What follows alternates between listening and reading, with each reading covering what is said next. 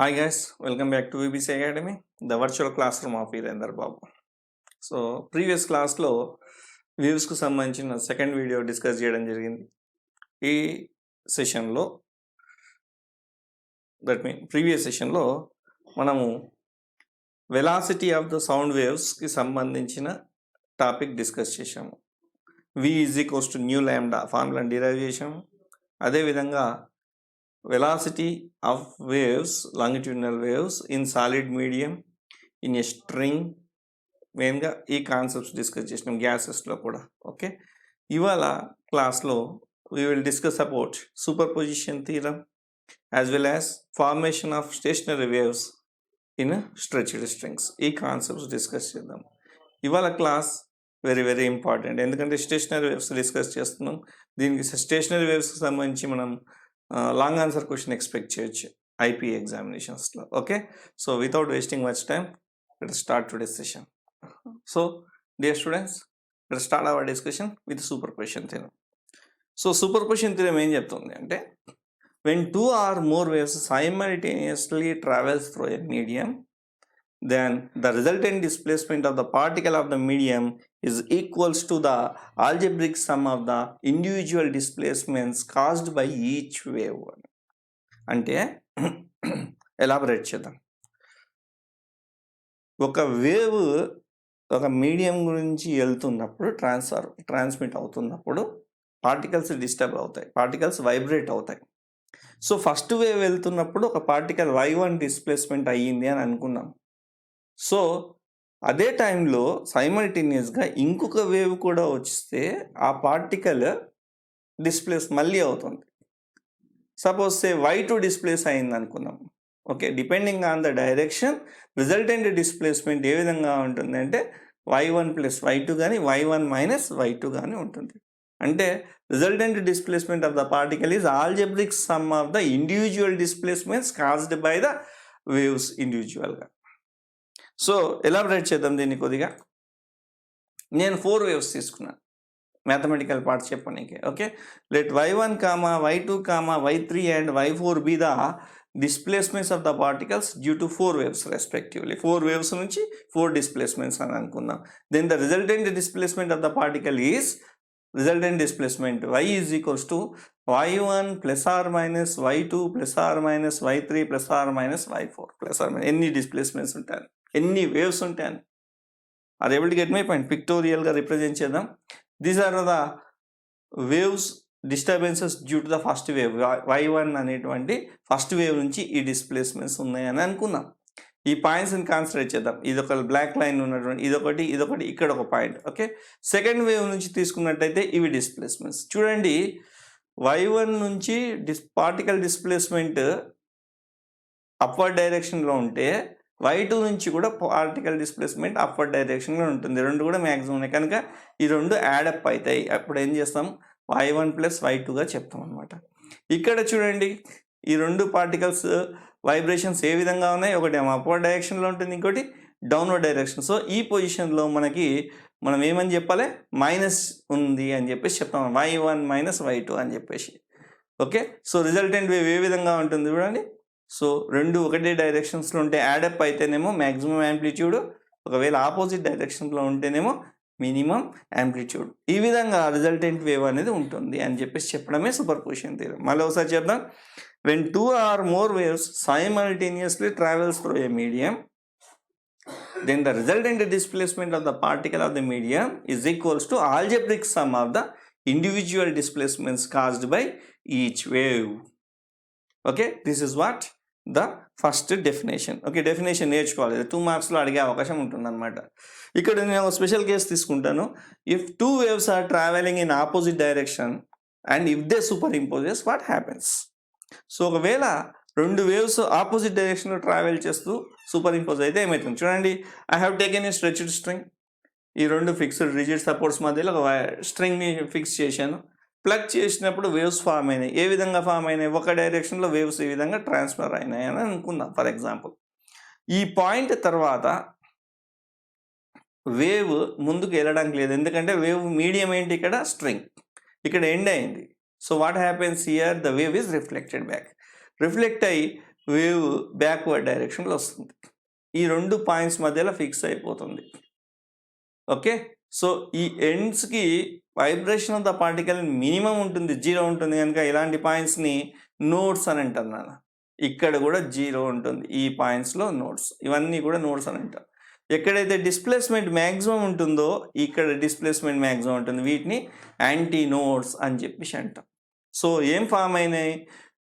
The two waves of same frequency are traveling in opposite direction and superimposes loops are formed. ఈ loops ఫార్మేషన్ని మనం ఏమంటున్నాం? Stationary waves అని అంటాం. వీటినే స్టాండింగ్ వేవ్స్ లేదా స్టేషనరీ వేవ్స్ అంటాం. సో ఈ స్టేషనరీ వేవ్స్ లోపల ఏం ఫామ్ అవుతున్నాయి? యాంటీ నోడ్స్ లేదా నోడ్స్ అనేటువంటి పాయింట్స్ ఫామ్ అవుతున్నాయి. నౌ ఈ టాపిక్ని కొద్దిగా ఎలాబరేట్ చేద్దాం. Stationary waves. Okay, stationary waves are standing waves. ఎలా ఫామ్ అవుతున్నాయి స్టేషనరీ వేవ్స్?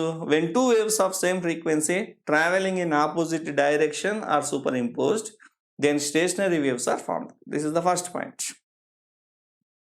సెకండ్ పాయింట్ ఏంటి అంటే stationary waves are confined between 2 points. ఇంతకుముందు చెప్పాను కదా, ఇప్పుడు స్ట్రింగ్ తీసుకున్నాను. స్ట్రింగ్ తీసుకుంటే స్ట్రింగ్ ఎప్పుడు కూడా 2 రిజిడ్ సపోర్ట్స్ మధ్యలో మాత్రమే ఫిక్స్ చేస్తాం.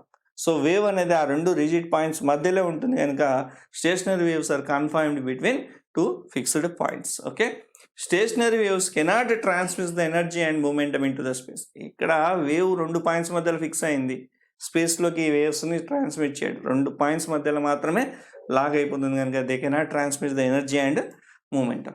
ఓకే, ఒక ఎగ్జాంపుల్ ఇక్కడ ఇచ్చాను అనమాట డయాగ్రామాటికల్గా.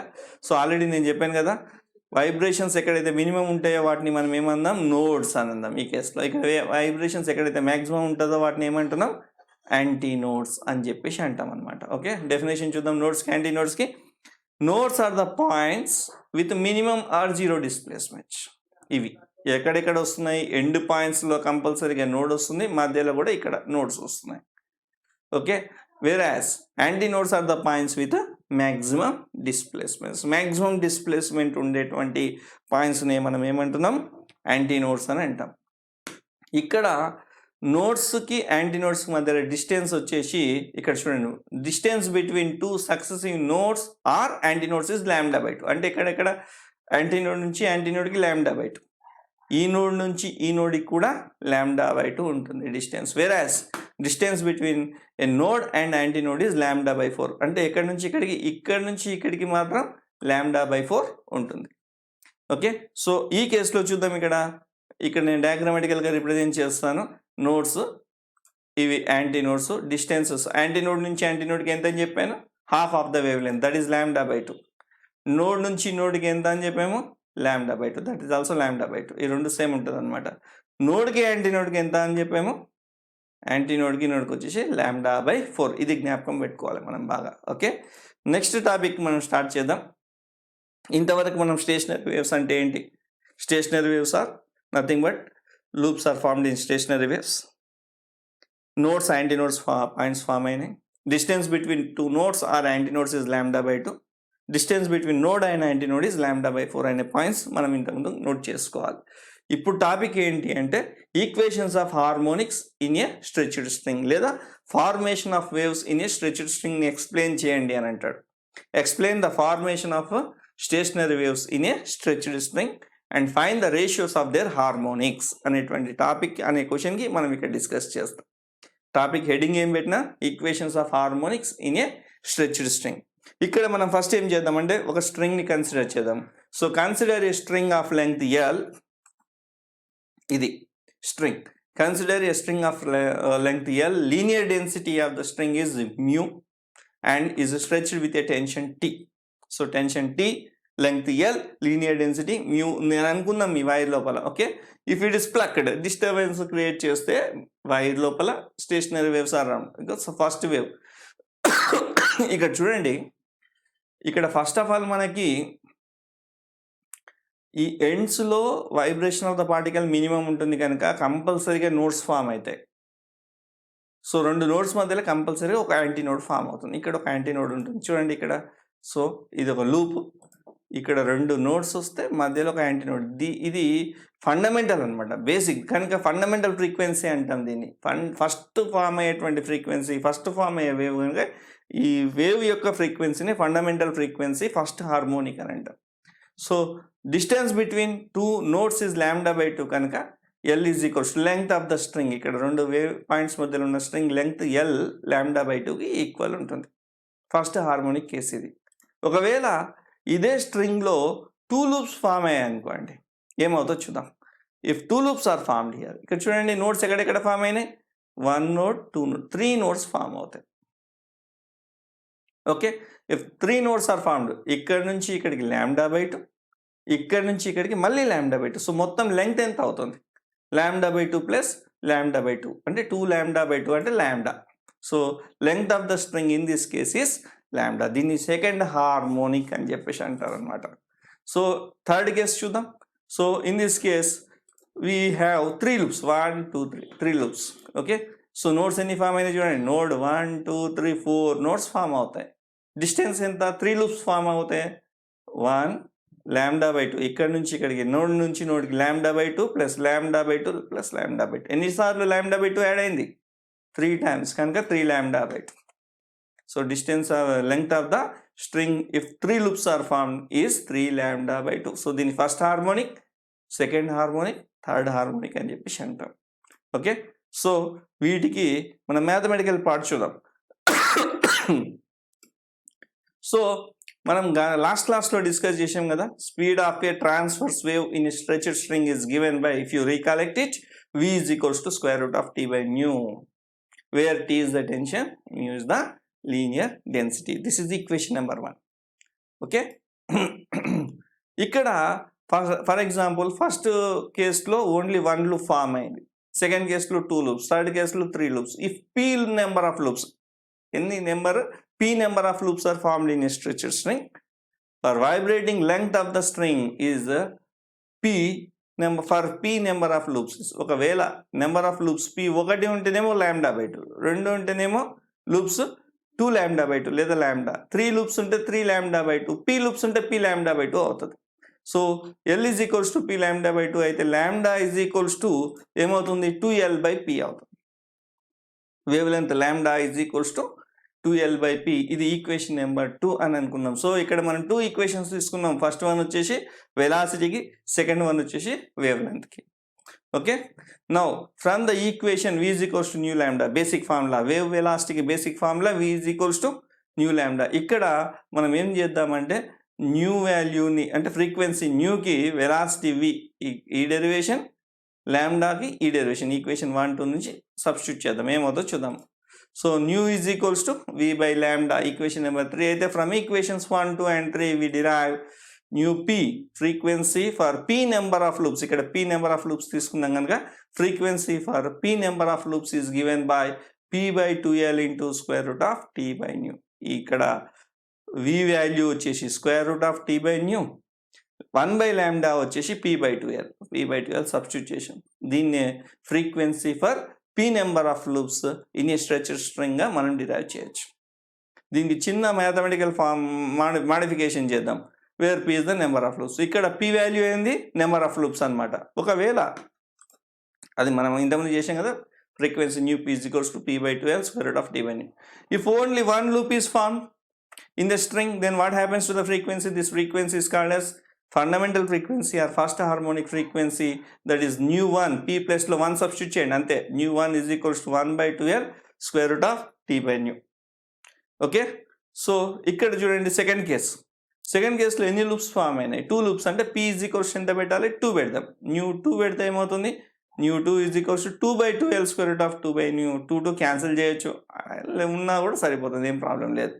థర్డ్ కేసు ఎన్ని లూప్స్ ఉన్నాయి, ఇక్కడ 3 లూప్స్ ఉన్నాయి. 3 లూప్స్ ఉన్నాయి కనుక ఫ్రీక్వెన్సీ ఏమంటాం, దీన్ని థర్డ్ హార్మోనిక్ అని అంటాం. Frequency nu 3 is equals to p ప్లస్లో 3 పెడితే new 3 is equals to 3/2L square root of t by nu. So మనం ఈ 3 ఈక్వేషన్స్ని కంపేర్ చేయండి, న్యూ 1 న్యూ 2 న్యూ 3 3 కూడా integral multiples of 1/2L square root of t by nu. 1:2:3. Yes or no? So the harmonics in a stretched string is in the ratio of 1:2:3, లేదా nu 1:2 nu 2 nu 3 is equals to 1:2:3 అని చెప్పేసి అంటాం. ఒకవేళ harmonic frequency ratios కనుక్కోండి అంటే ఇంతవరకు చేయాలి. లేదు ఇదే ఫార్ములాని బేస్ చేసుకొని ఇంకో క్వశ్చన్ కూడా అడగవచ్చు, ఏమని అడుగుతాడు అంటే what are the laws of transverse waves in a stretched string అని అంటాడు. Laws of transverse waves in a stretched string. ఏం కొత్తగా ఏం లేదు, సేమ్ ఇంతకుముందు డెరివేషనే చిన్న మాడిఫికేషన్ చేస్తాం. సో ఈక్వేషన్ ఏంటి మనం డిరైవ్ చేసింది, ఫ్రీక్వెన్సీకి nu p is equals to p by 2l square root of t by nu కదా. We conclude the following laws. ఇక్కడ చూడండి ఫ్రీక్వెన్సీ ఎన్ని పారామీటర్స్ మీద డిపెండ్ అయి ఉంటుంది అంటే L length of the string L, square root of the tension in the string and square root of the linear density of the string. ఈ 3 parameters మీద depend అయి ఉంది కనుక 3 లాస్ని డిరైవ్ చేస్తాం ఇక్కడ. First one law of length. What is the relation between frequency and length? Inversely proportional ఉంటుంది కనుక ఏమని చెప్తాం, the fundamental frequency of the string is inversely proportional to the length of the string, that is nu is inversely proportional to 1/L. This is the first law. Second law అని law of tension అని అనొచ్చు. So frequency is directly proportional to square root of T అని అంటాం. అంటే the fundamental frequency of the string is directly proportional to square root of the tension square root of T, that is V is proportional to square root of t. Third law linear density. ఏంటి రిలేషన్? ఫ్రీక్వెన్సీకి linear డెన్సిటీకి inversely proportional ఉంటుంది square root కనుక the fundamental frequency of the string is inversely proportional to the square root of the linear density, that is nu is proportional to 1/square root of new. ఒక్కటే derivation, 2 questions ఇక్కడ మనం guess చేయొచ్చు. ఒకటేమో harmonic ఫ్రీక్వెన్సీస్ని relation కనుక్కోమని అనొచ్చు, లేదా ఆ ఫార్ములాని base చేసుకొని laws of transverse waves in stretched స్ట్రింగ్ని డిరైవ్ చేయమని చెప్పవచ్చు. కాన్సెప్ట్ మాత్రం ఒకటేనా, రెండింటిని ఈజీగా మనం రిలేట్ చేయొచ్చు. This is what the formation of stationary waves in a stretched string. Okay, so ఈ స్టేషనరీ వేవ్స్ కాన్సెప్ట్ ఎస్పెషల్గా లెంగ్త్ ఆఫ్ ద స్ట్రింగ్ కానీ లెంగ్త్ ఆఫ్ ద వేవ్ కానీ మనం కాన్సిడర్ చేయాలి. నోట్స్ యాంటీ నోట్స్ మధ్య డిస్టెన్సెస్ని కూడా కరెక్ట్గా మెజర్ చేయగలిగితే ఈ రిలేటెడ్ కాన్సెప్ట్స్ అన్ని కూడా మనం చాలా ఈజీగా డిరైవ్ చేయొచ్చు. నెక్స్ట్ క్లాస్లో మనం ఓపెన్ పైప్స్, క్లోజ్డ్ పైప్స్ అంటే ఆర్గాన్ పైప్స్ గురించి డిస్కస్ చేద్దాం. సో ఆర్గాన్ పైప్స్ 2 టైప్స్ ఉంటాయి, open pipes and closed pipes. అక్కడ కూడా స్టేషనరీ వేవ్సే ఫామ్ అవుతాయి, అంటే దీనికి ఎక్స్టెన్షన్ టాపిక్ అంతే. కానీ ఎగ్జామినేషన్ పాయింట్ ఆఫ్ వ్యూలో మాత్రం చాలా చాలా important stationery waves.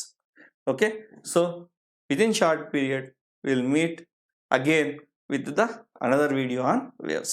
Till then, have a nice time. Thank you.